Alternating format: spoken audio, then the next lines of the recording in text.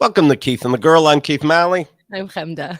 And you know Conan O'Brien. You know Jimmy Fallon. I Yeah, actually did. don't worry. Yeah. Yeah, but it's none of these dorks. It's Nick Vatterott. Hello, Nick. Hey, hello. Hi, everybody. I actually know Nick better. He's more famous to me. Nick's special is called Disingenuous. And you might dig it. You might dig it. Is that okay to say, Nick? I've watched more of Nick's specials than all those guys. Ah! Well, he's more famous than I had. Yeah. I appreciate that. Yeah, I'll let them know. I'll tell them that. Yeah. Pass the word, please. I'm thinking after we're kind of pretending COVID never happened. I'm thinking of April's going to be another stand-up thing. Chemda, what do we think? Okay, so for those who are new, for the stand-up years, thing is yeah. What stand-up? Right? Stand-up is when you lecture people and squeeze in jokes. Exactly. Exactly. If time permits. Yeah, I remember. I think my first stand-up, and my friend Adam said, "Like, here's $20. Please tell me your thoughts." That's so funny. When we were in Spain, we saw advertising for stand-up, but they called it humorous monologues. But Nick, yours is my favorite. Once again. More than Conan's jokes. So, okay. For those new to Keith and the Girl, for years, and we've been doing this for 17 years. So I think, wow. Yeah. So 15 years in a row, we did, or 16, I don't know. 16. Keith did a stand-up special every single year, brand new material, One Take Johnny. We call him one, too. That's when we call him Johnny on his birthday. He does it on his birthday every year. The first time he performs that stand-up, the entire hour, and then we put it up within the next couple of months. So pandemic was the only time we're forced to take a break. So 2 years out.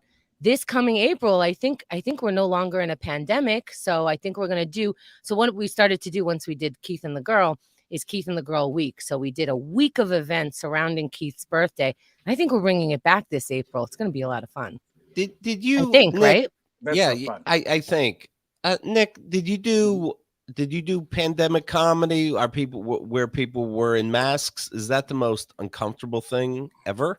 I'm still doing pandemic. Oh, you talking about the actual shows? When people would have masks at the shows, right? It's so funny because I'm sitting there going, "Gosh, I have some COVID jokes that I've decided recently I need to let go." Because it's about that time. They're just not hitting like they used to. But I did do, I did COVID, some COVID. Well, like when we started to return, there was that phase where everyone wore masks and outdoor shows, and it wasn't laughter. It was a lot of, Right. You can tell you're killing if their head bobbles up and down. The muffled. I get into comedy for the muffled laughter and no facial expressions. But yeah, I also don't want. And then, like, how comfortable are they? They're a little scared. At least you know what I mean? Like, and for what? Because for what? No offense. They never told us why we did it. They just said and they spat on me. No. But it was the perfectly told joke. So if you got COVID that day, even if you died, you lived for a minute. Laughing. Yeah. You died laughing, going, "Is that person happy?" Right. Died doing what he loved, laughing with a mask on. I went to one of those carport shows where you went. It was the Comedy and Magic, whatever that place is out here, or not Comedy and Magic, the Magic Castle, and they have the parking lot and stage, and everybody gets in their cars, and you park in your car, and then you turn on an FM radio station. Wow. And listen to them through that, which is funny because I lived like down the block. I could have stayed home and gotten the FM station. I didn't need to go there. But it was very weird, and people, instead of laughing, they honked their horns, which I hope we continue doing that. That was that. Now I messed up. Now if I cut somebody off and they honk. I just think they're laughing at me. And depending on how I'm feeling.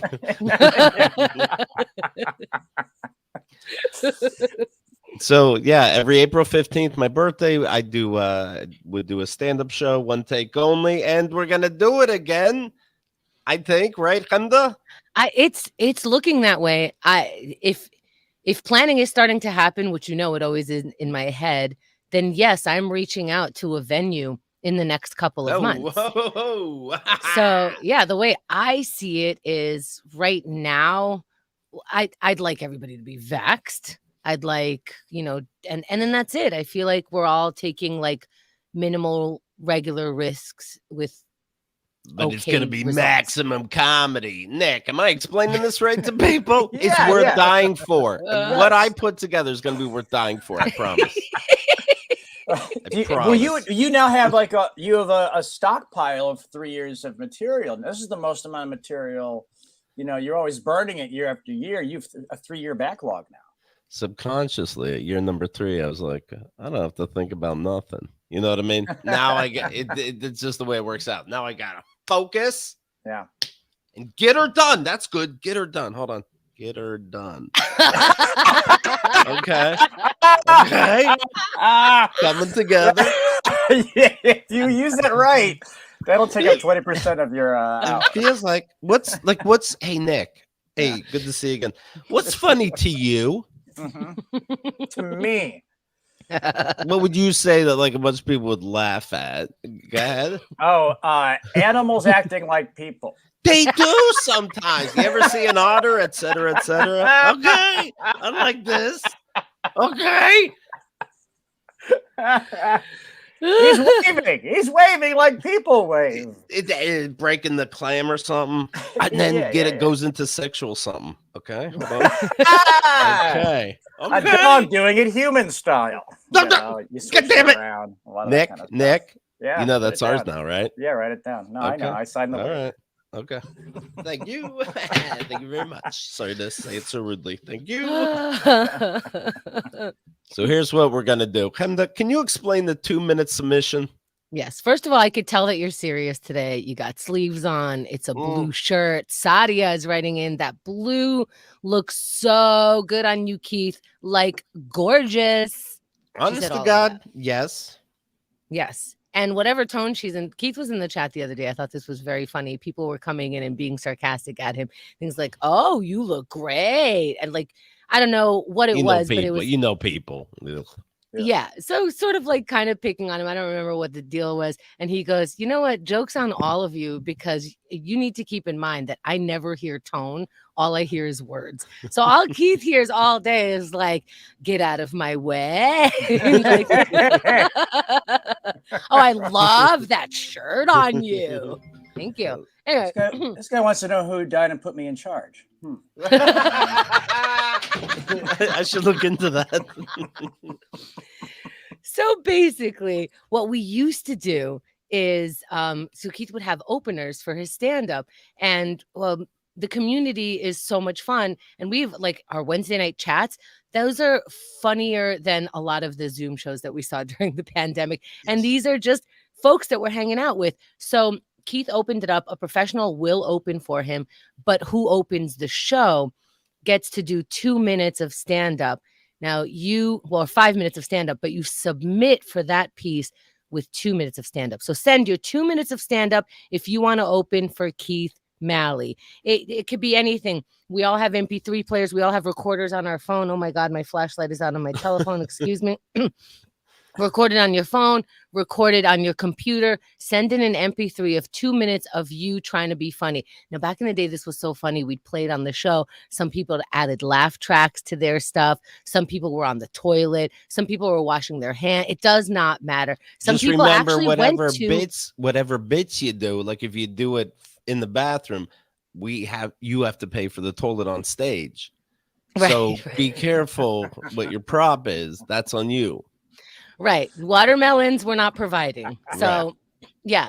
If you need a water, I mean, we can let you know. Some bodegas have watermelon, so you'll have access in New York. But yeah, you submit your 2 minute stand-up info@keithandthegirl.com. Please don't DM us on various things. It's the easiest. info@keithandthegirl.com. Submit your 2-minute stand-up. Exciting. Oh, exciting. That's fun. And then how many specials is this going to be now? 17. 17. Okay. And that is, have you looked into the record? You have to be creeping up on some sort of record. Oh. Yeah. Well, yeah. Who's Oh yeah. I'm going, bitch. Cat Williams. Cat Williams. Thank you. Cat Williams said to. Okay, you ready? The only black talk show host. Arsenio Hall. Wait, Okay, recently? What's that? Recently, Arsenio. Yeah, recently. Cat Williams was talking to Arsenio Hall, and Cat Williams said, "I'm the most stand-up specials ever. I am bragging." You don't. Now, how do I humbly say the great Cat Williams? Yeah. Liar. Also, remember back in the day, Ricky Gervais, like it was Guinness was like, "Hey, he's the first to reach 1 million downloads," and we were like, we did that really? already, like this month." Like, Call us. fuck. Yeah, you're not calling. Yeah. Somebody was taken out to dinner. There, I said it. But also, speaking of Ricky Gervais, that show, Afterlife. If you haven't watched, oh my God, I don't know. Trigger warning. If you had any, because I didn't have like even that kind of death in my life, and I was distraught from this show. 3 seasons, wrapped it up beautifully at the end. The most incredible. I don't know how he writes like this. He's a genius. He's a fucking, every fucking emotion was pulling. I was bawling for a week. Just binge watching this. Well, we're going to get to this later. Ricky Gervais, accused of touching 3 kids, was sentenced to a. No, that's not true. That's not true. Okay. I take it back. Don't do that. There's so many people. You don't have to do it in vain or as a joke. You could just find a new person if you feel like saying those words. Let's see. Silent Trailers is tomorrow, Hemda. Yes. What's your Saturday look like when it's Silent Trailers? I don't get nervous until I actually turn on the Zoom or whatever we use. But then you know why he gets nervous though, because he's like, Hemda, what time were we supposed to get on Zoom again? I'm 7 8 p.m. Eastern, Saturn. I don't what are we talking about? How about a time, people? Turns out it's 7 for me, 8 for the people. Yeah, and then I start sweating. Yeah, I'm not even I host it, I don't even compete, and I notice right before we get on, and Keith and I get on for a sound check an hour before the show starts. Right before that, my palms start getting sweaty. My mom's spaghetti's on my shirt, the whole nine. Yeah, about 7 p.m. Eastern. Yep. Silent Trailers, is that the one I played with you? Yes. Where you describe it or whatever? Yeah, that's a lot of fun. Let's hear how would you describe Silent Trailers? You played. The way this is more of a test of my memory rather than my comprehension of the game. I feel like we have a blind. We don't get to see the trailer, and somebody describes it, and we have to guess it. That's right. And I remember I got the first one, and then I just got worse and worse and worse after that, till I was like guessing songs. I don't even know. People were like, I got really bad at it after a while, and I felt really bad, and I watched trailers after trailer after that to practice for the future. Okay. But it was that game was a lot of fun. It's hard. It's stressful because your mind goes all over the place. I think mine was not, I got it. I think you guys were like, I think it was like plane, Christmas lights, a boy who's too young to be shaving slaps both of his cheeks, Home Alone. Yeah, like and I was like, "Oh, I'm good at this." It's like everyone got that, Nick. Oh, okay, I see. Living in New York City, you overhear a lot of stuff, and every time somebody's thinking of a movie, I'm like, E.T.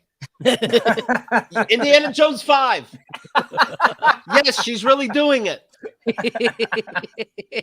I kept saying She's All That. I've never seen She's All That, but I thought that I was like, it sounds like She's All That. That's a good idea. You know what Mike Kaplan ended up doing when he played is because he can connect words together. As soon as he got the category and the theme or the year or whatever for that round, he just started naming things in that category. Whatever I was saying, no matter what I was describing, he's like, if it was like the sequel of something, he just named sequels until Keith wanted to kill himself. Have you? Anyway, so the show is tomorrow, keithandthegirl.com/silent trailers. It's now absolutely free. We're testing something. It's free on our YouTube channel. So if you're listening from our YouTube channel, if you're watching, make sure you're subscribed. Make sure you hit the bell and meet us tomorrow at 8 p.m. Eastern. Keith, you're meeting at 7 p.m. Eastern. Everybody else, 8 p.m. Eastern. And check it out at keithandthegirl.com/silent trailers for details.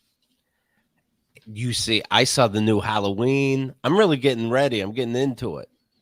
Holy shit! This is when it ends, right? This is the 12th annual last. I almost killed myself, so yeah, it did almost end. There's still time for prequels. I learned that about how you people work. Oh, did we end the story? Is the story over? But what happened before we started? Let's get some actors and put on some makeup. But at the same time, there's 13 movies, something like that. No exaggeration. And this director goes, "It's Halloween ends. Fuck you." Right. Like anybody who rates after this, you're kind of an asshole. We were clear to the end. Fuck you, no reason. Yeah, it's gonna have like a Bond type title if it's like Halloween ends again. You know, Jason dies once more. Oh, the ghost of Halloween, huh? Yeah. Yes. And then the ghost of Halloween returns. Yes. Yes. And then the son of a ghost. So then you got a little bit of Son of a dirty ghost. shiz, son of a ghost. And then they try to make that happen where they go like, you know, the trailer goes, zoom, zoom, zoom. You thought it was over. Zoom, zoom. Because we told you it was over. Zoom, zoom. You know it's never open. Son of a boom. Son of a ghost. It's that's so funny. I always used to like make fun of those Jason Bourne movies because like, they were so good, Nick. Because they were so good. They are great. They are great. But they did one with Jeremy Piven, I think. Yeah, and it pivoted there, didn't it? Yeah, and they were like, "There was never only one." It's like, well, I don't know. You told me there was one. I'm going off what you told me. Now I'm the asshole.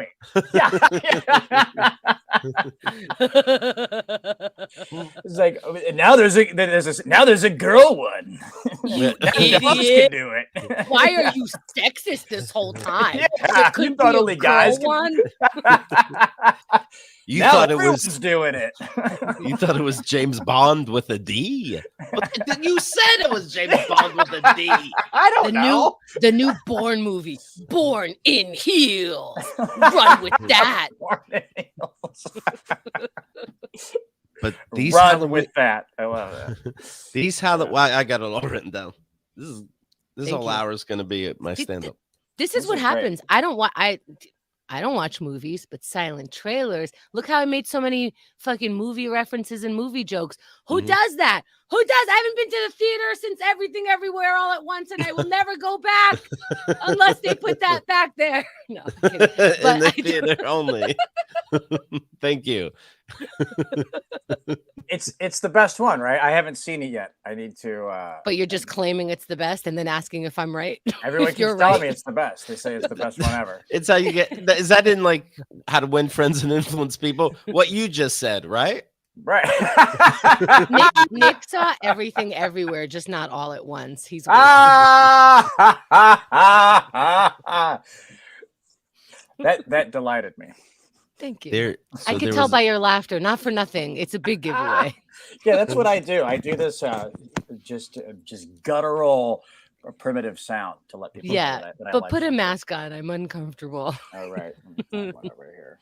I don't like in these movies, Jamie Lee Curtis, she's like warning people about Michael Myers in one way or another. Nobody listens. But they all know it happens every fucking Halloween. Mm-hmm. and Right, you don't right. really need to have a party that day in that town, which is beautiful. It's quaint. You're thinking like, why don't people leave Haddonfield? Why would you? The market, etc. That is so funny. Yeah, That's so funny because I thought you were still talking about Everything Everywhere all at once because Jamie Lee Curtis is in there and she's an IRS agent. And you go, it's funny that the whole time she's warning people. And I'm like, was there an IRS warning in Everything Everywhere and I missed it? I just got only feelings. I'm in trouble. What was the IRS warning? Tell me.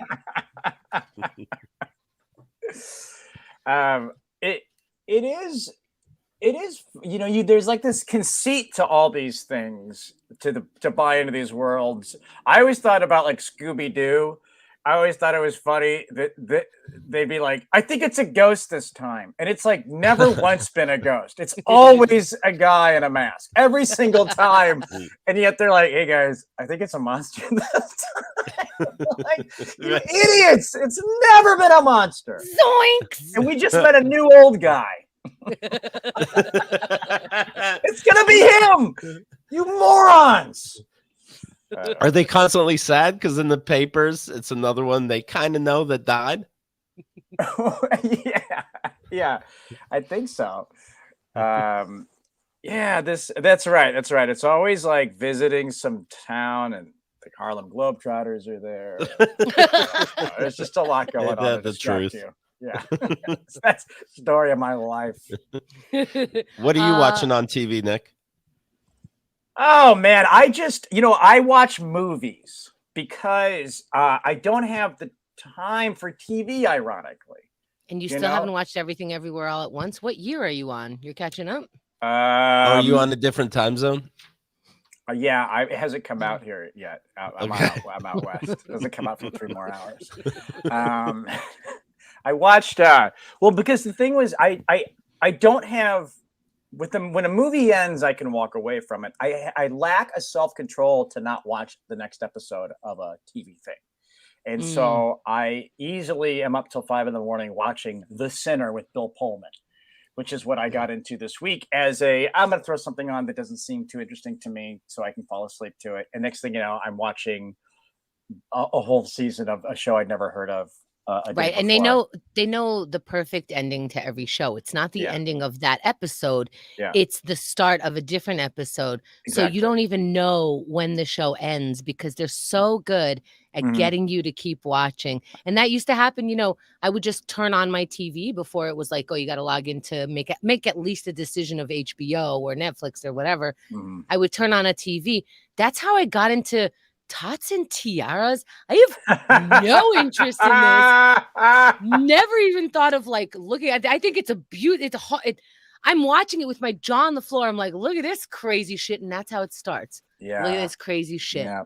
Then you go like, keep looking at this crazy shit. Is this more crazy shit? And you're kind of like the whole time going, is this more crazy shit or the same crazy shit that I'm watching? And if I'm watching a rerun, would I even notice at this point? It's all the same fucking show. Right. But I don't know how to make it stop. Now I'm falling asleep to little children in fucking weird outfits. I don't know. And every once in a while, no shit. Every once in a while, they cut to like some random dude in the audience. It's like, are you someone's dad? Right. But it is amazing how much a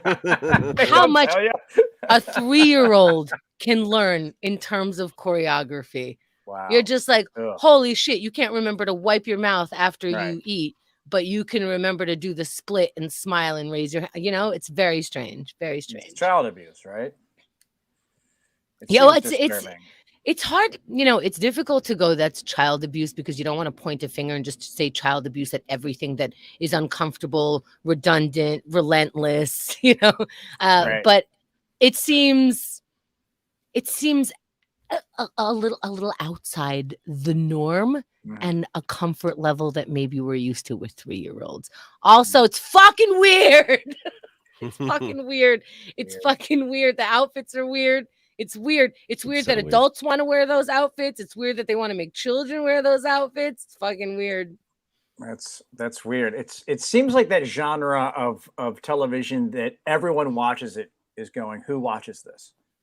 I know. Right. Yeah. Like, Yeah. And then I'm everyone's that ironically cliche. watching it. And then I somehow, of course, because the TV just does this and now algorithms do it, then I started watching Dance Moms. Now, Dance Moms, I have to admit, I actually was into it because the choreography is so amazing. So I'm like, can you guys stop fighting so we could see some kids dance? And then I'm like, weird sentence. Wow. You sound like you'd make a great dance mom. She's That's it, auditioning. Are shouldn't you using start. us? It's abuse adjacent, Sadia says. Did you hear that the great James Corden of talk show fame is a dickhead in restaurants? Oh my God. Balthazar? What was the name of the restaurant? Balthazar, the my favorite restaurant warlock. the restaurateur is Keith McNally. I know Keith McGraw has our own Keith McNally. This is a different guy. He owns fancy restaurants here in New York City, at least. He says James Corden is the worst guest he's ever had to deal with in his life. In his life. Wow. He's never seen such a thing. That's yes. That's pretty bad because we didn't make up examples that are running through our head right now about people. They're there.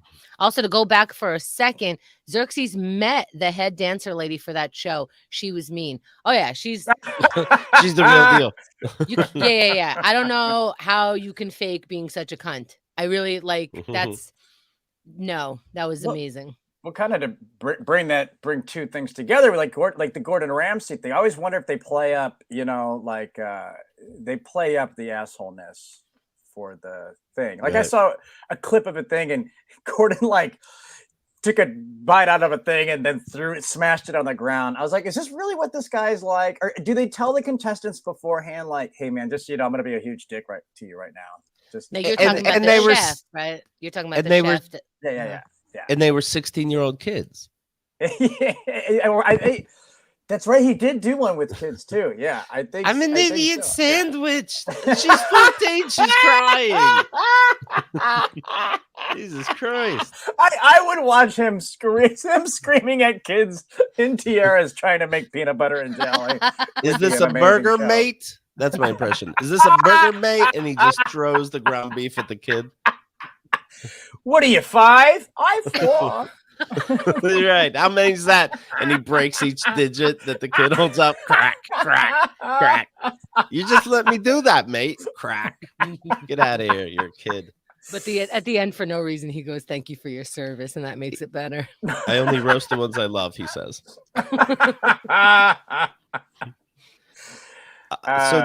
This Keith McNally, he wrote, James Corden is a hugely gifted comedian, but a tiny cretin of a man. And the most abusive customer to my Balthazar servers since the restaurant opened 25 years ago. Okay. That being said, when did he realize this and did he get kicked out? When did the restaurant owner / chef realize that he is the most abusive? And what level of abuse are your waiters supposed to take? Because if that was the most abusive, I imagine after the first 1 or 2 abusive actions, you go, fuck out of here. I'm not going to later be in an interview going, this was the worst start to finish. Right? I'll give you reports. I have. Let's hear these reports. Let's hear what the deal is. I have no pun receipts. I don't often 86 a customer. Till today, I 86'd Corden. Oh, that's fun. Wow. That's fun restaurant talk, or it's a sexual term. It did not make me laugh. There are 2 examples of the funny man's treatment of my staff. What an insult! Can you imagine? I hate when they use funny man as a dig. Ladies and gentlemen, here's funny man Nick Vatterott. I'd rather kill myself. Yeah, exactly. It's such an insult. Hey, it's funny man. Oh God, why do you hate me? After eating the main course, Corden showed the hair in his food to Balthazar manager G, who was very apologetic. Corden was extremely nasty to G and said, Get us another round of drinks this second, and also take care of all the drinks so far. This is why I'll write nasty reviews on Yelp or something like that. Okay. Here's what I'm going to do for a second, and this might be very unpopular, but Okay. because everybody's going after Corden, I'm gonna do the old comic, maneuver of may I be on it? Going the other way. What's that? The comic move of, can I be on it? Right. Yeah, I'll defend him just to get on the show. But I mean, like, okay, here's the thing that I've recently, all you do is you hear about the bad customers. This post-pandemic, customers are terrible, customers are awful, customers are the worst. Here's what I don't understand. Okay, these customers, right? They have jobs, right? Do you think they're just magically good people once they clock into their job? No, if they're terrible customers, then they're also terrible, employees somewhere. Because my experience is that when I waited tables for like 10 years or whatever, I've had like the worst service in like the past post-pandemic. I think all these people who are awful, like customers are awful, customers are terrible. They go into their jobs and then they're terrible to customers. So I will actually take the thing of like, what did the server? I can see like a server just being nasty to James for whatever reason. Again, I'm speaking completely out of my ass right now. I have no reason to say any of this. I've experienced this post-pandemic. The service is non-existent. I normally don't really umbrella terms like that, like, the service is just awful in New York. Right. Is this what New York City is gonna be like? No, it's just there's almost a why are you here vibe everywhere. There's supposed to be a welcome to our whatever the fuck. Like, and I'm not saying greet me at the door. Actually, please stop doing that. It's so annoying. I don't even know who decided, like, next guest. Oh, welcome. Stop. Just regular, here's how much it is. Here's gimme, not like, hey, is it okay if I ask you a simple question? And I know you're working and I know this is what you do for work is you answer my questions, but I swear if I could be invisible, I would be right. It's just this weird vibe out there. I understand. But with James Corden, that doesn't mean that customers aren't being more obnoxious. It's very possible that everybody's being more obnoxious. Yes, absolutely. It's very possible. But this James Corden thing, I don't know what he said so far. He said, I found a hair. Yes, he's obnoxious, but this is your worst customer. Get me a round of drinks and pay for all my drinks. Report number 2. Okay. All right. As a waiter, I'll tell you. He's just setting me up. Okay. Go ahead. I'm going to be quiet now. James Corden jizzed on the heads of every waiter, waitress, and others. What the fuck? James. Well, I do believe Balthazar is the Latin word for that.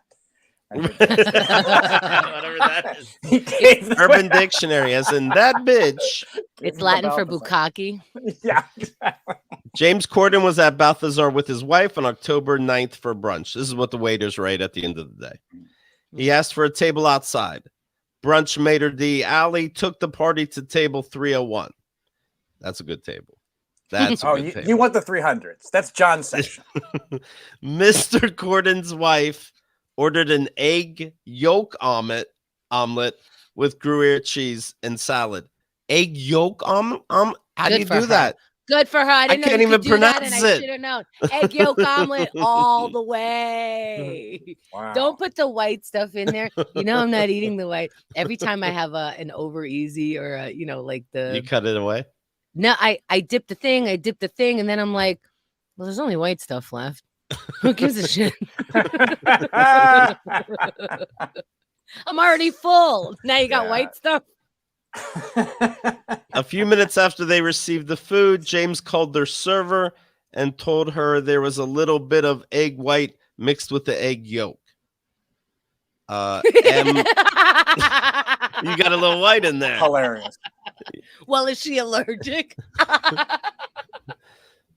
This looks, my eggs look really tiny. It's like, yeah, it's really hard to get every piece of white.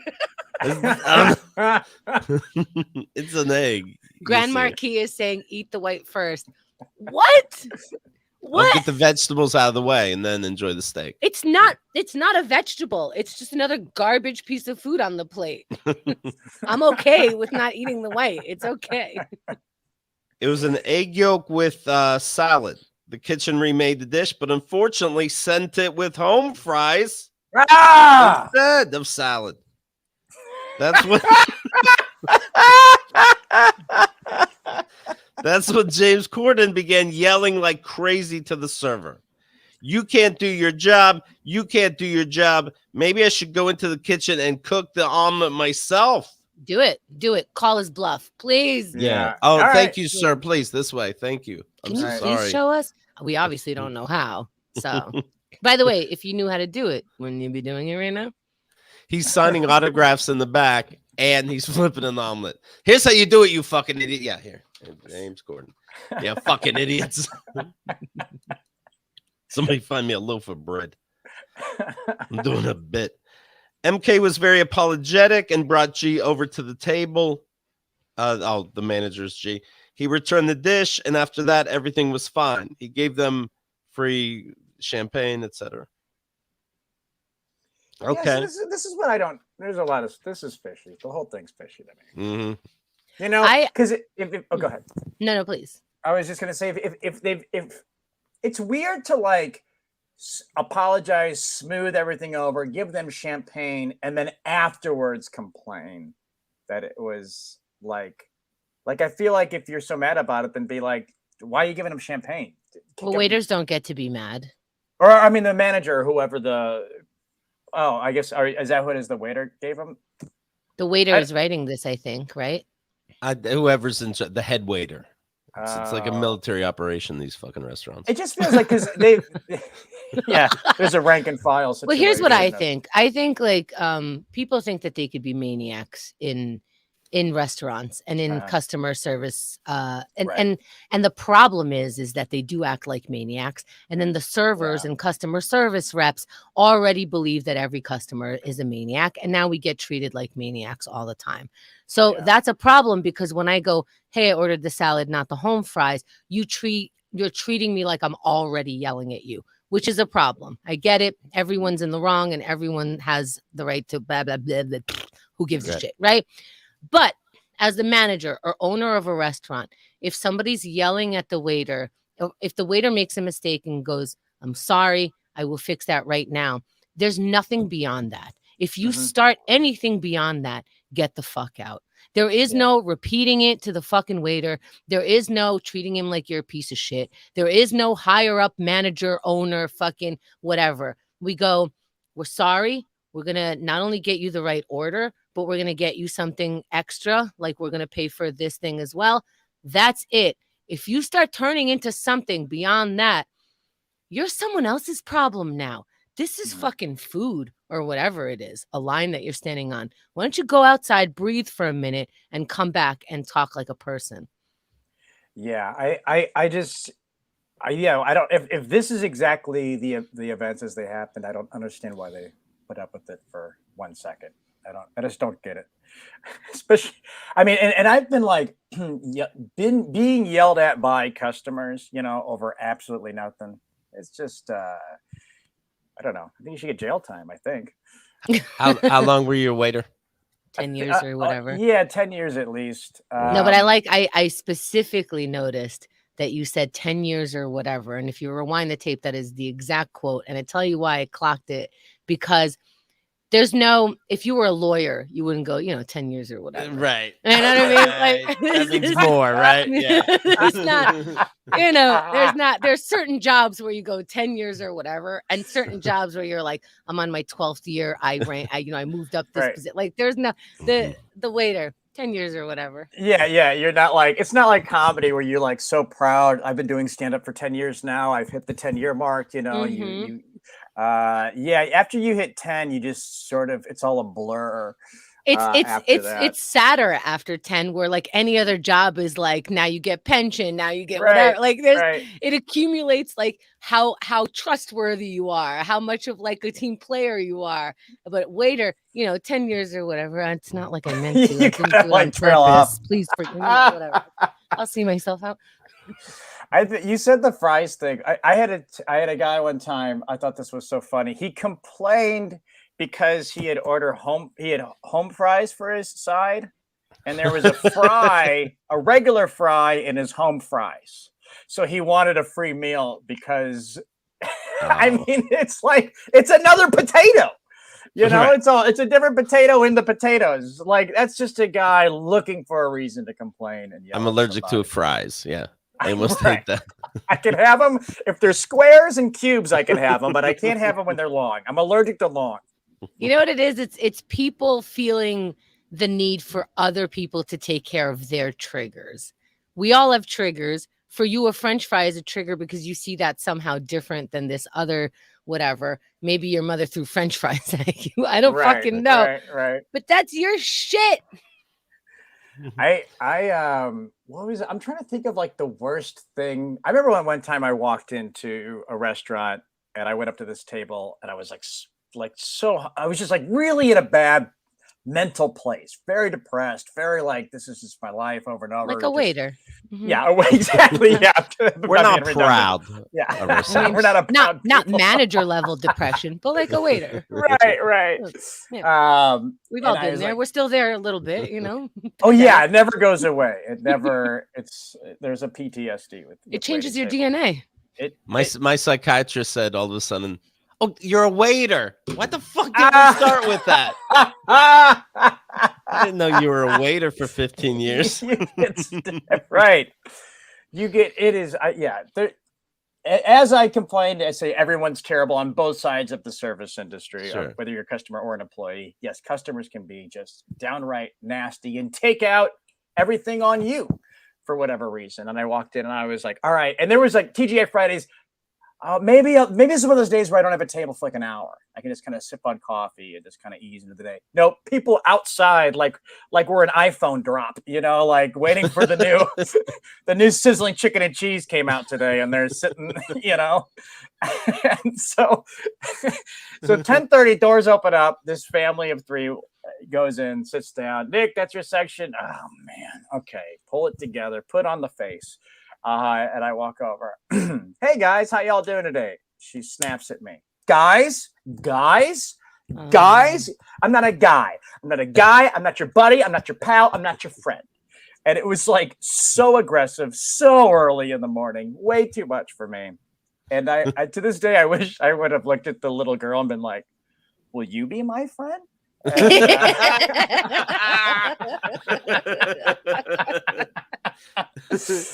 But you meekly put your hand out. Yes, friend. What did you say? I turned around and walked away and said, "Someone else has to take that table. I can't." Oh, smart. I can't do it. Smart. Because I remember I used to do kids parties and I would drive up to people's homes. So it's not like I could tap out and go like, your section now, you know? And some people were just so mean, right? Yeah. They would open the door and it's like, can you just spit on me? I prefer that. Is it okay? I'll take the side door. Is that where you get spit on? Because I don't like this front door action. Okay? I will use the employee entrance. Sir, please. Yeah, man. I would always be like, because to me, I'm about to do your kid's party and you just fucking wailed at me like I'm your teenager or something and you own my life. And I'm just like, okay, so is this where the party's happening? So you know, we're gonna have a great time. I'm just gonna get started right away, unless you're not finished with your lecture. Wow. Well, yeah. I would never add the sarcasm. I would never add anything. I would just be like, got it. I'm a piece of shit. Should we start over here? Because I'm 26. Okay, fuck me. Yeah, I don't get it. I don't get treating people like shit, and I don't get, especially when you're trying to get like someone like you in the mind frame to be like happy and pleasant, you know, to be around, because all it does is just put people in it puts you in a bad headspace to get. Yeah, it's also, I mean, I got it sometimes. Like sometimes it's like, wait, oh my God, I've said this one before, and I don't get this one, so I don't even know why I'm bringing it up, but fuck this person. I was supposed to be Dora the Explorer, okay? I'm the brownest shit any company has, all right? If you order... Not to brag.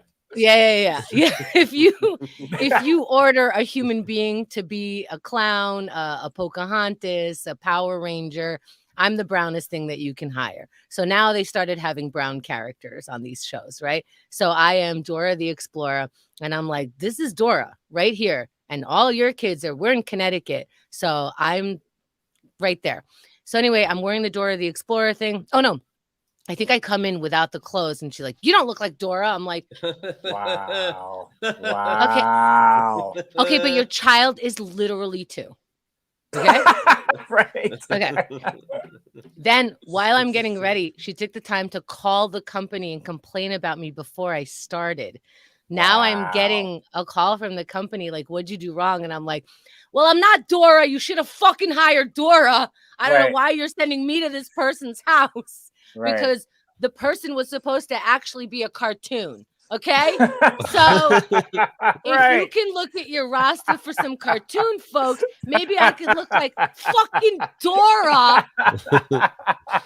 My map doesn't fly kind of when it talks. Right. Am I okay? Yeah. A real person. Turns out all the 2 years old loved me as Dora doing the Itsy Bitsy Spider just as much as on TV. Yeah. I did it, you guys. I fooled the 2-year-olds. They also believe I have all of their noses. Don't tell them. Don't tell them. In their heads, Henda's walking around like somebody from Vietnam with ears wrapped around like a necklace. She's got all your noses.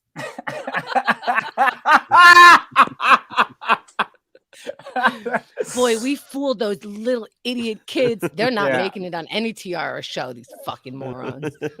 I can't smell anything. This is when everyone's like, people like complain about like this drag Drag Queen Story Hour or whatever, and it's like drag, if you don't know, these drag queens are going to libraries and reading stories to kids and stuff like that, and it's like the kids don't care. All they know is this very like fun, like charismatic, because every drag queen I've encountered has been like a big personality, and I don't know how to break this. I don't know how to break this to adults about children. Yeah, we are all larger than life to them. Right. We all look like drag queens. Yeah, they are just wearing much brighter, more wonderful clothes. It turns out the kids have some taste and some excitement in their life about this outfit and this hair and this updo, and some of them are wearing like tiaras and stuff, like really exciting things. That's like how I only have nephews so far. Well, they'll let me know when they get a little bit older, but they can't have like the glitter stuff, the glitter shirts and the stuff with frilly things, I guess, or like pink or colorful rainbows. They're all on the female section of the kids store. So my brothers have to buy them girl clothes, quote unquote. And then they're a little different. Like the girl sleeve is a little smaller because, she can't look, too big. Like you can't have like a full, I'm trying to enjoy. Yeah. So everything is just a little bit different. But like, how fun is it to have this big character in real life read you a story? No one's thinking about bits except for you. And which bits are you thinking about? Yeah, exactly. What's the alternative? Get the old, lady who like kind of hates kids, who, reading and all you're doing, you're sitting there going, I just remember just staring at her being like, so what, her eyeglasses are a necklace? What is it? Would I want that? I don't think I want that. I don't think I want that. Just take them off. So she's reading without the glasses on. Yeah. So what's the point of the Grinch? Is that a necklace? Or glasses? Also, what's funny is I imagine what you're reading to kids is big and like they're talking animals and there are, hats that move on their own or whatever it is, but not a drag queen. Right. The whole like thing is literal singing frogs and like, a whole Yeah. orchestra made by the sun or whatever the fuck you can possibly think of is the greatest kid story ever told. But not a drag queen. That's Right. fucking weird. That doesn't No. actually, that's not how people come. They don't come looking like that. right. That's not what happens in life, kids. Let's learn about our singing frogs, but let's fucking end it there. Let's stay in reality. And you better watch it because there's an elf on the shelf that's going to tell fucking Santa Claus, and then he's going to tell Jesus. And guess who's going to hell, Johnny? It's You can read all about it in the book that has dragons and talking That's goats. right. That's right. Yeah, Anyway, please, civilization for children only. Please, we got to train them to be right. I think you've convinced me. I think only drag queens should read stories from here on out. No normal person. Oh, see, now you're calling normal. I know. As I said, no, I didn't know the other word. A non-drag queen. Story. Boring. We call them boring people. Boring. We call them square pieces of dog shit. That's how I feel. So restaurateur Keith McNally said, oh, we're back on that. Yes. James Corden was also an asshole at his other restaurant, Cafe Luxembourg, a few years back. Holy shit. Oh, man. I'm starting to see a pattern here. What devastating thing did he do? By the way, so far, it's killing me that the worst thing he ever did was he was. Yeah. I guess he just listen. You can't talk to people if he talked the way that they said they talk to people. That's bad. But he asked for a round of drink. I don't know. I still think you haven't had anything. He demanded a round of drinks and the drinks up to that point.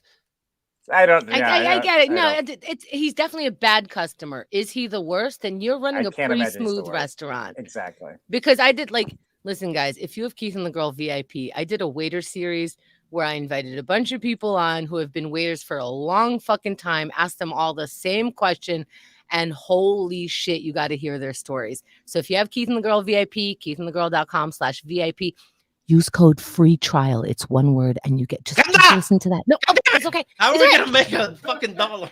Did it? No. Not that. No, I just use the code. No one else can use it.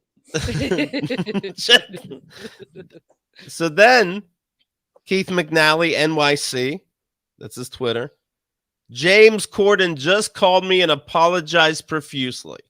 So, having fucked up myself more than most people, I strongly believe in second chances. So, if James Corden lets me host the Late Show for 9 months, I'll immediately rescind his ban from Balthazar. No, of course not. But anyone magnanimous enough to apologize to a deadbeat layabout like me and the staff doesn't, why are you picking on the staff? Doesn't deserve to be banned from anywhere, especially Balthazar. Come back to the 5 and dime. Jimmy Corden, all is forgiven. What a roller coaster ride. So at the end, it really doesn't fucking matter. Who cares? A lot of free advertising for Balthazar. I have not said the name of the restaurant right once. But you know what I just feel like? I felt like I watched a movie and McDonald's was brought up because it was paid for. That's what that just felt like. Oh, and by the way, again, I'm rewatching Sex and the City. Brilliant. Okay, I understand that. No, of course not. Nothing's gonna fucking hold up. Okay, can we all agree? This conversation right here will be fucking bullshit in 20 years. Did you just use the C word? Go ahead and play it. In fucking 2063, I'm gonna sound like a fucking asshole. Right here. Guaranteed. Yeah. None of this shit is holding up. Okay, this is how nobody behaves 20 years from now. Nobody. Okay, the dictionary sheds its skin like a snake.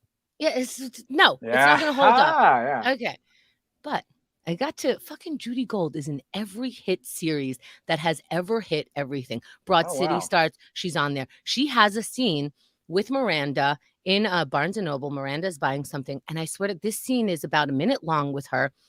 And to me, the entire scene is a Weight Watchers commercial. So here's the scene. Miranda's buying How to Lose Your Baby Fat book. Judy Gold is the cashier person, and she goes, you don't want that. That's the worst ever. The only thing that's going to work is Weight Watchers. And she goes, no shit, Weight Watchers. She goes, yep, that's it. I tried that book, lost 24 pounds, gained 48. The only way to do it is Weight Watchers. And casually, as she turns to the register to type something, she goes, the only thing that works is Weight Watchers. And you can eat dessert now. Wow. So cash. So cash. And then there's another scene. Interesting. And that's all of Judy Gold. So I wonder, does she get paid twice? Does she get paid from Sex and the City, you know, like regular actor? And because she's part of this Weight Watchers commercial, does she get that? Then this had to be a McDonald's commercial earlier on in the series. Carrie went up to her boyfriend's summer whatever cottage house in Suffern, New York. That is an actual place. Good for her. Yes. They consider it a dump, but they're fucking snotty bitches. Yes, I'm calling them that. And that, you know, wouldn't have flown 5 years ago. So I apologize to everybody 5 years ago, 5 years from now, all of it. Anyway, they're very snotty. And she tries to make the best of it. She makes an apple pie, but she only makes the crust. It lands on the floor. She burnt herself. The whole thing sucks. This apple pie is a fucking mess.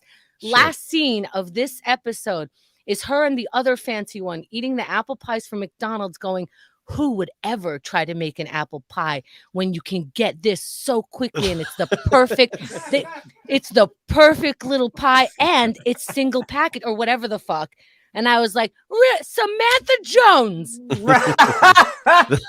Samantha Jones is saying this is the best fucking apple. Who would even make a pie when McDonald's? Have you guys heard of it? Hold on. You heard of Monoblonics or whatever the fuck, right? Sure. Hold on. Have you heard of McDonald's? Brunch.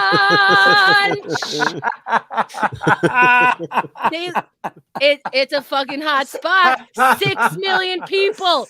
Are 6 million people wrong? Ever? Is 6 million a lot only when it comes to the Holocaust? Or is McDonald's doing some shit? Just saying.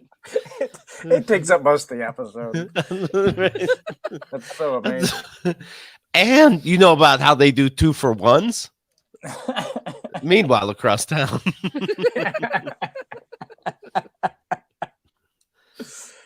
So apparently it's off the menu, but you can ask for an egg yolk omelet at Balthazar.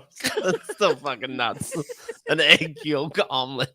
That's great. I like that. Wow. Listen, they're throwing away all those yolks. She's actually saving them money, doing the world a favor.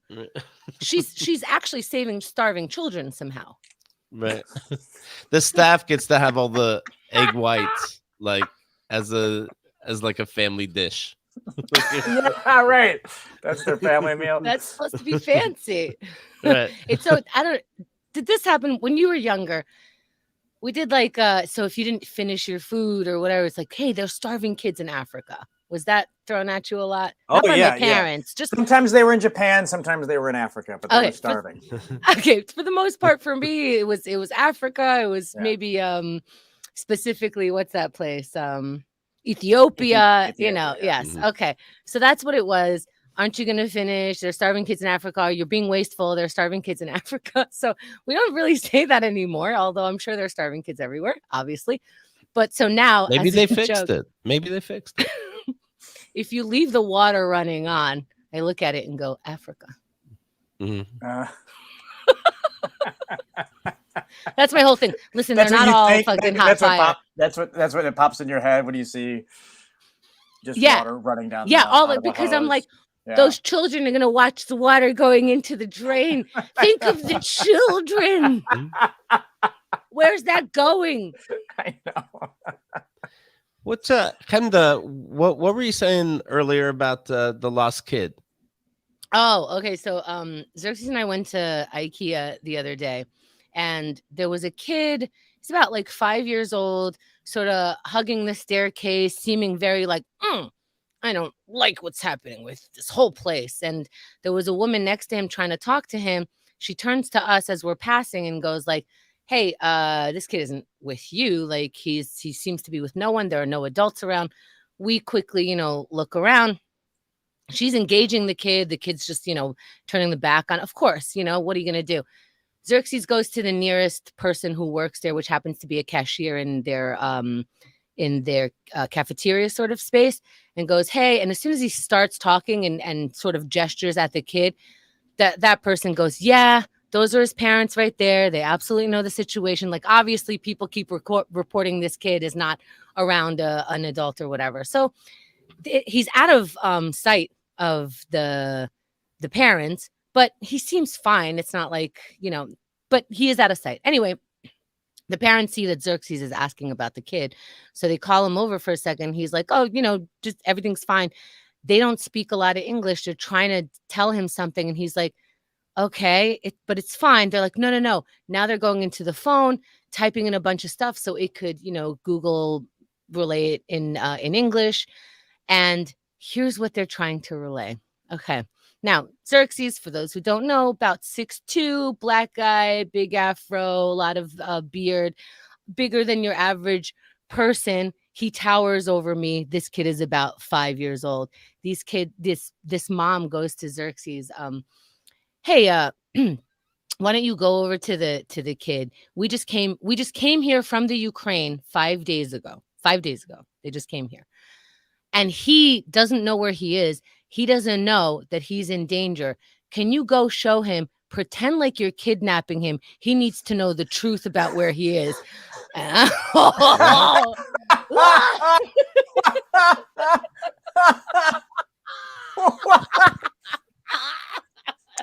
What sitcom is this? Now, I'm watching this. Xerxes, while she's typing, he's like, we're fine. Like, you don't need to, nothing's happened. He keeps trying to like step away. Finally, he gets the interpretation. It's been like a couple minutes and he's like, no, I'm not doing that. And she goes, yeah. No, you have permission from me. Just pretend. Just go over there. And she's trying to convince Xerxes now. And he's like, I am 100% not doing that. It was the most amazing thing. Way. Yeah. That's insane. Meanwhile, also, if they're having trouble with English and they've only been in the United States for 5 days and he comes from what I imagine is some kind of, I'm aware that there's a war in my country, Ukraine. He doesn't know. He thinks he's safe. It's like, I don't think he'll ever think he's safe. I think you're cool. Right. Good. Yeah. He's going to be in therapy till, he hasn't even started waiting tables yet. And in my head, I'm like, I think he's pretty safe, a little separate from you for the moment. We're good. Oh, man. That's you got to be, even if he was like 99% sure that's what he said. He thought they said, like, I mean, just. Oh no, it was Google Translate, and then by the time, because I'm waiting for him, not in earshot, but it's taking so long. I get close. She 100%. I didn't see the Google thing, but she was broken English, going, yeah. Go pretend. He thinks he's in a safe space. I'm like, he'll never be in a safe space with you. That's not safe. Yeah. Also, if you don't speak English. Does your kid fucking speak English? Now there's a towering guy going like, hey, kid. Yeah. Like, you don't know that he's not an actor, so he has to like fake act. Now, I'm a menacing person. You don't speak English, but this is a bad place. IKEA is not safe. What is going on that you think is going to happen right now? Follow the arrow. Always follow. And you're not even in like eyesight, but other people are. So now you're seeing some dude who you don't know is play acting, unless like you're on a reality show. That's the only fucking even close to normal that could be. Like all he did. So what I did was like, Nathan Fielder. Right. Nathan, I know you're here. Yeah. This is too fucking goofy. Nathan. Yeah. I guess you've done the thing where you've played the scenario in your mind of him doing this and then a cop intervening and trying to explain the whole scenario, which is so hilarious. Exactly, because you're not even in eyesight of your kid, but obviously a lot of people are in because they've been reporting it to this cashier who's just checking people out. So yeah, I think people are going to notice Xerxes' fake attacking a child. Is this and there's no even rehearsal. It's just, hey, buddy, I just met you. Can you pretend you're stealing my child? Oh gosh. Anyways, that's IKEA. That's insane. And I do like that it's like a Ukrainian Nathan Fielder type person. I like if she was doing a bit, that's pretty funny. I got you. That was just our ad for IKEA. Use code KATG. Just kidding. Just kidding. Were you Your a kids good are waiter? always safe at IKEA. We'll keep them splug. Were you a good waiter, Nick, when you were a waiter? I was good. No, I was a terrible waiter. I was I could charm them up. I could be entertaining, and that was about the beginning and end of any sort of non-detriment. I'll tell you what the nightmare. I remember I would have waiter dreams where I would just wake up in the middle of the night. Again, most are you good at your job is like, yeah, it was great. I'm a lawyer. Went to school. Right. Like, yes, employed for 10 years. Who employs anybody for 10 years who's a bad employee, right? But now you got to question yourself. Was I good? I mean, I had the job regardless. So did I even need to be good? Probably not. I think I worked too hard is what I know. that was my weakness. That I was. Did the food come? Like, did you do your job? I mean, I would have nightmares of. I would have dreams where I never brought a person a guacamole. Oh, wow. I would like, or I would wake. I would 3 days later. I would just pop in my head and be like, and not even non-dream, be like, I never brought that customer her side of mayonnaise. I just never did, and I for some reason didn't think of it till 3 days later. And but like it's a lot. Like I was never high when I waited tables. But you should have been, right? I probably should have been, but I just would have forgotten even more stuff. I mean, did you try writing things down? No. I was just I would give them my phone number. I go, give me a call. I'm going to go buy that. Can you text me your order so that I can just? Yeah. This is hard. Oh, they have that now. Now it's amazing what they have now. This is, they have the device in their hand. They can ring it in as you order it. And I'm like, I wish this was my life back in the day. Right. I mean, I'm seeing more and more kiosks. It's like, they're like, I don't even want to deal with you. Okay, you fuck up, that's on you. I'll give you 2 times to submit. Yeah. What is there's a thing that happened the other day when I was down in Houston over the summer, and I went to this bar, and this might be a bit of the problem. It's becoming so easy to. I'm not gonna say it's so easy to wait tables. It's a very difficult thing. It's easier than it used to be. And it can be problematic because I went to the bar and I said, hi, I go, what kind of beers do you have on draft? And she grunts QR code. She kind of like points at a QR code and walks away. She's doing nothing. There's nobody there. She's just like going over and now playing with her fingernails on the other side of the, and I was like, okay. So I do the thing where I like take out my phone. I try to get the QR code. It won't focus on the thing. Then it finally focuses on the thing. Then somebody calls me. Then I got to delete that, then do it over again. Then I got to connect to but I'm on the Wi-Fi, but I have the Wi-Fi password. So I got to go to data. It's like a 5-minute thing. I finally get the QR code, get into the menu, find the drinks, go down to draft beers, and under draft beers, it says, ask your server what draft beers we have on tap. Not even just no, ask your server. There was not a list and then it was just the only way to do this. And I was just like, I just kind of had like a mini, I was like, this is where you turn into, I don't know if I ever had a James Corden moment. I think that would have been it. I would have, because I felt the need to be like, how do you treat people like this? But instead, well, what's happening, right? So before the internet and YouTube and a lot of DIY, I can make myself famous. I could have followers enough to make money. Before that, you had to be a waiter or some kind of like, I take care of other people position sort of thing, right? So you had to have a personality, like a little bit of charisma, a little bit of charm. Now, if you have that and little good looks kind of, push yeah. you in the right direction there too. If you have all that, you have a YouTube channel, you have an Instagram following, you have a TikTok that's doing well. You are not waiting tables. You're taking all that charm, good looks, people pleasing, or whatever it is that's serving, and you're serving it up in a place where no one's asking you for why the fuck there's a fry in your home fries. You know, just smell like food afterwards for the rest of the night. Have you tried showers? Imagine something as fun and good as food becomes a bad smell. Yeah, that's the life of a waiter. It's so funny. It's because it's each food by itself is great, but you put all the smells together, and it is like, buddy, you can't just go straight out after work. You gotta go home. You put all the foods together, it's brown. You know what I mean? I remember my buddy in high school one time. He's like, "Hey, my mom made these cookies." Okay. And I was like, okay, yeah, I have these cookies. And I went, and they were the worst cookies I've ever had in my entire life. And I was like, buddy, these are like really bad. And we found out later on that his mom, the recipe asked for, this is totally real, baking powder.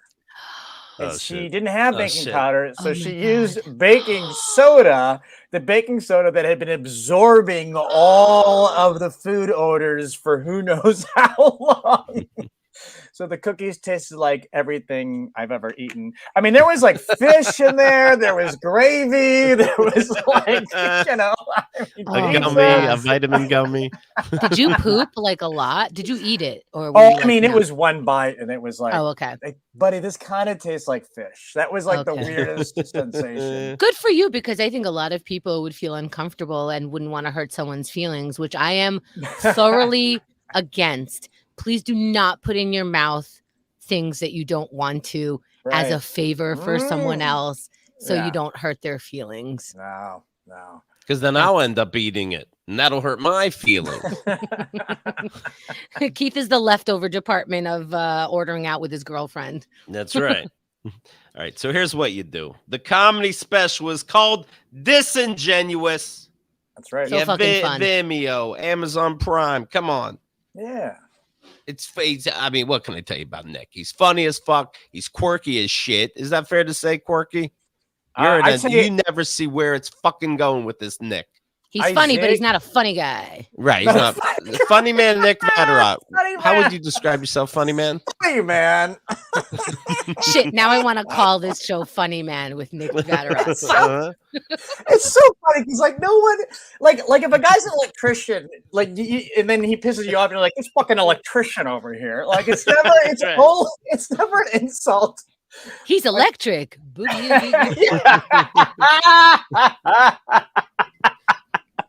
No, we're just saying Nick Vatterott, funny man.